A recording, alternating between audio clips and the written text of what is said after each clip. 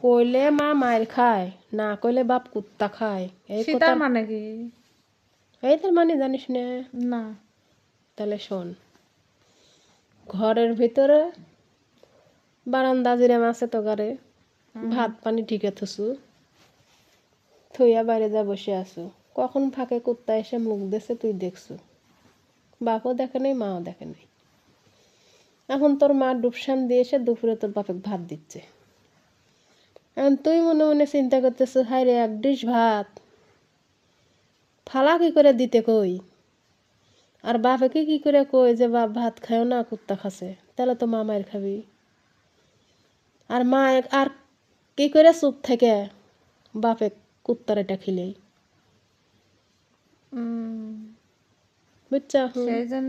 সেই জন্য হইল কি, কইলে মা মায়ের খায়, না কইলে বাপ কুত্তা খায়, বুঝছা?